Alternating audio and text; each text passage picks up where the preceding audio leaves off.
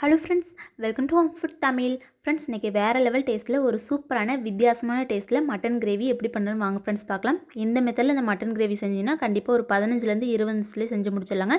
Taste அட்டகாசமாக இருக்குங்க. Friends, video skip பண்ணாமல் பாருங்கள், அப்போ தான் நான் என்னென்ன பொருளாக சேர்க்குன்னு தெரியும்.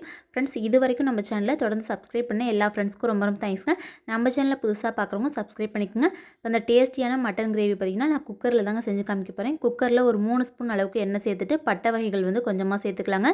பெருஞ்சீரகம், ஜீரகம், அதுக்கப்புறம் பட்டை, பிரியாணி இலை, 2 கிராம்பு வந்து சேர்த்துருக்கேங்க. 1 ஸ்பூன் அளவுக்கு இஞ்சி பூண்டு பேஸ்ட்டு சேர்த்துட்டு, காரத்துக்கு 2 பச்சை மிளகாய், 1 கொத்தளவுக்கு கருவேப்பிலை வந்து சேர்த்துட்டு, ஒரு அரை கைப்பிடி அளவுக்கு சின்ன வெங்காயம் சேர்த்துக்கலாங்க. நல்லா மிக்ஸ் பண்ணிவிட்டு ஒரு 2 கைப்பிடி அளவுக்கு சின்ன வெங்காயத்தை மிக்ஸி ஜாரில் போட்டு ரொம்ப நைஸாக அரைக்காமல் கொஞ்சம் திப்பையாக இருக்கிற மாதிரி அரைச்சி அதை வந்து சேர்த்துக்கலாங்க. இந்த வெங்காயம் சீக்கிரமாக வதங்கிறதுக்காக கொஞ்சமாக கல்லுப்பு சேர்த்துட்டு இந்த வெங்காயத்தை நல்லா பச்சை வாசனை போகிற அளவுக்கு நல்லா வதக்கி எடுத்துக்கலாங்க. இந்த வெங்காயம் நல்லா பச்சை வாசனை போகிற அளவுக்கு வதக்கி எடுத்ததுக்கப்புறம் நல்லா பழுத்த தக்காளி பழமாக ஒரு 3 தக்காளி பழத்தை மிக்ஸி ஜாரில் சேர்த்துட்டு நல்லா நைஸாக அரைச்சி சேர்த்துக்கலாங்க.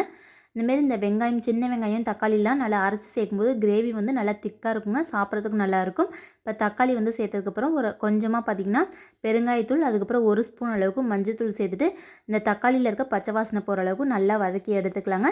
அதுக்கப்புறம் மட்டன் பார்த்திங்கன்னா நல்லா ஒரு 2லேருந்து 3 தடவை நல்லா கழுவிட்டு வந்து சேர்த்துக்கலாங்க. அந்த மட்டன் கிரேவி செய்கிற மெத்தட்லேயே பார்த்திங்கன்னா மட்டனுக்கு பதிலாக நீங்கள் சிக்கன் பயன்படுத்தி கூட இதே மெத்தட்லேயே இந்த கிரேவி வந்து செஞ்சுக்கலாங்க. ரொம்பவே சூப்பராக இருக்கும். அந்த மட்டன் கறி வந்து சேர்த்ததுக்கப்புறம் மசால் பொடி வந்து சேர்த்துக்கலாங்க. ஒரு 2 ஸ்பூன் அளவுக்கு கொத்தமல்லி தூள், 1 ஸ்பூன் அளவுக்கு கறி மசால் தூள் இருக்கும் பாருங்க, அது வந்து சேர்த்துட்டு 1 ஸ்பூன் அளவுக்கு குழம்பு மிளகாய் தூள் சேர்த்துருக்கேங்க. அதுக்கப்புறம் 1.5 ஸ்பூன் அளவுக்கு மட்டன் மசாலா வந்து சேர்த்துட்டு நல்லா மிக்ஸ் பண்ணி எடுத்துக்கலாங்க. எப்போதுமே இந்த மட்டன் கிரேவி, மட்டன் குழம்புலாம் செய்யும்போது அந்த மட்டனோட பச்சை வாசனை தெரியாமல் குழம்பு கிரேவிலாம் நல்லா டேஸ்ட்டாக இருக்கும்னா மசாலாலாம் சேர்த்துட்டு நல்லா கறியை மிக்ஸ் பண்ணிவிட்டு இந்தமாரி நல்லா தண்ணி வர ஆரம்பிக்கும். நல்லா வந்து ஒரு 5லேருந்து 10 நிமிஷத்துக்கு அப்படியே விட்டுருங்க. அதுக்கப்புறம் வந்து இந்த மட்டன் வேகிற அளவுக்கு கொஞ்சமாக தண்ணி ஊற்றிட்டு குக்கர் மூடி போட்டு மூடிட்டு ஒரு 4 விசில் வச்சு எடுத்துக்கலாங்க. அப்போ தான் மட்டன் நல்லா சாஃப்டாக வெந்து வரும். நீங்கள் மட்டன் குழம்பு மாதிரி ரெடி பண்ணுறீங்கன்னா அதுக்கேற்ற மாதிரி தண்ணியோட அளவுகள் வந்து சேர்த்துட்டு ஒரு 4 விசில் வச்சு எடுத்துக்கங்க. இன்றைக்கி பார்த்திங்கன்னா மட்டன் கிரேவி வந்து ரெடி பண்ணுறேன். அதனால் கொஞ்சமாக மட்டும் தண்ணி ஊற்றிட்டு நல்லா ஒரு 4 விசில் வச்சு வேக வச்சு எடுத்துக்கலாங்க. இப்போ குக்கரில் 4 விசில் வச்சுட்டு அந்த மட்டன் நல்லா சாஃப்டாக வெந்ததுக்கப்புறம் திரும்ப அடுப்பு வந்து பற்ற வச்சுட்டு ஒரு அரை கைப்பிடி அளவுக்கு தேங்காய் துருவல் வந்து மிக்ஸி ஜாரில் சேர்த்துட்டு கொஞ்சமாக மட்டும் வாசனைக்கு, அதாவது ஒரு 1/4 ஸ்பூன் அளவுக்கு பெருஞ்சீரகம் சேர்த்து நல்லா அரைச்சிட்டு பேஸ்ட்டாக அரைச்சி இந்த கிரேவியில் வந்து சேர்த்துக்கலாங்க.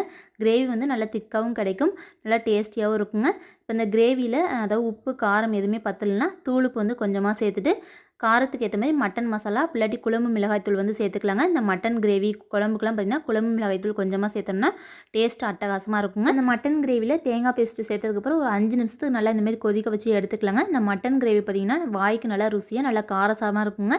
பச்சை மிளகாய், அதுக்கப்புறம் அதுக்கேற்ற மாதிரி கறி மசால் பொடி, மட்டன் மசாலா இதெல்லாம் வந்து கொஞ்சம் எக்ஸ்ட்ரா சேர்த்துருக்கறதுனால நல்லா சுருக்குன்னு அவ்வளோ சூப்பராக இருக்குங்க.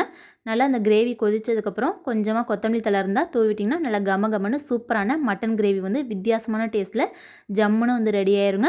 ஃப்ரெண்ட்ஸ், இதே மெத்தடில் இந்த டேஸ்டியான மட்டன் கிரேவி செஞ்சு சாப்பிட்டு பாருங்கள். வீட்டில் இருக்கவங்க எல்லாருமே வந்து பாராட்டுவாங்க.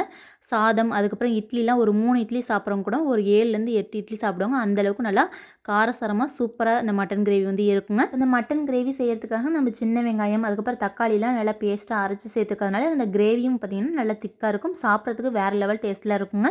இந்த கிரேவி ஒரு சொட்டு கூட வேஸ்ட்டே பண்ண மாட்டாங்க. சூடு பண்ணி சாப்பிட அவ்வளோ சூப்பராக இருக்கும். ஃப்ரெண்ட்ஸ், இதே மெத்தடில் இந்த டேஸ்டியான மட்டன் கிரேவி செஞ்சு சாப்பிட்டு பார்த்துட்டு எப்படின்னு கமெண்ட் பண்ணுங்கள். இந்த வீடியோ கண்டிப்பாக உங்களுக்கு ரொம்ப யூஸ்ஃபுல்லாக இருக்கும்னு நினைக்கிறேன். வீடியோ பிடிச்சிருந்தா நம்ம சேனல் புதுசாக பார்க்குறவங்க சப்ஸ்கிரைப் பண்ணிக்கோங்க. உங்கள் ஃப்ரெண்ட்ஸ் எல்லாருக்கும் நிறைய பேர் ஷேர் பண்ணுங்கள். அவங்க எல்லாருக்குமே ரொம்ப யூஸ்ஃபுல்லாக இருக்கும். Okay friends, thank you so much.